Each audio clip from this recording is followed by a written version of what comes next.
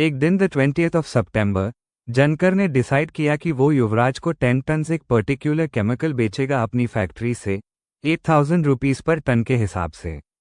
Delivery का date fix हुआ the 20th of October, लेकिन अलग अलग सर्कमस्टांसेस में चीज़ें थोड़ी कॉम्प्लिकेटेड हो गई।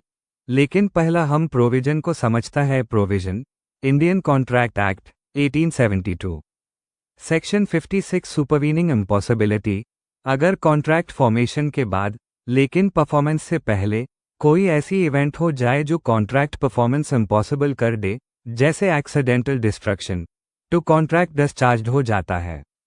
Breach of contract section 73। अगर फेलियर का रीजन स्ट्राइक या प्राइस चेंजेस जैसे रीजन्स हो जो रिस्क डिफॉल्टिंग पार्टी पे है, तो ये ब्रीच ऑफ कॉन्ट्रैक्ट है। अग्रीव्ड पार्टी डैमेजेस क्लेम कर सकती है। केस डिलीवरी के टाइम पे जनकर की फैक्ट्री के वर्कर्स स्ट्राइक पे चले गए। इस वजह से जनकर केमिकल सप्लाई नहीं कर पाया। द 20th ऑफ अक्टूबर को मार्केट में इस केमिकल की प्राइस 12,000 रुपीज पर टन थी।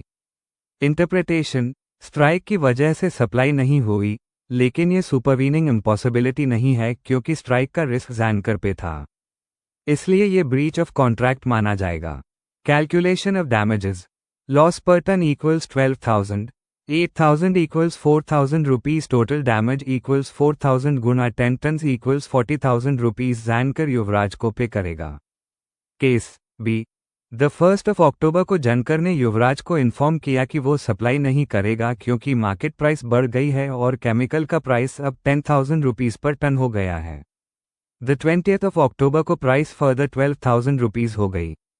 युवराज ने कॉन्ट्रैक्ट रिसेंड कर दिया द 1st ऑफ अक्टूबर को।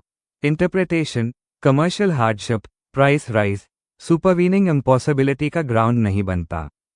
जनकर का failure to perform equals breach of contract और युवराज को लॉस रिकवर करने का राइट है।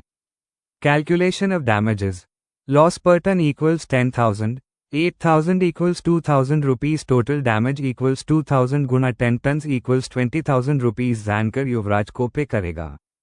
Case C the 1st of October को जनकर ने फिर इन्फॉर्म किया कि वो सप्लाई नहीं करेगा due to price rise 10,000 rupees per ton.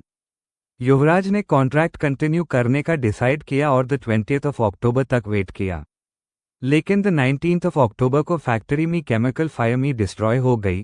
दोनों की फॉल्ट नहीं थी। इंटरप्रिटेशन ये case supervening impossibility section 56 Indian contract act का है, क्योंकि सब्जेक्ट मैटर डिस्ट्रॉय हो गया, दोनों पार्टीज डिस्चार्ज्ड हो गई,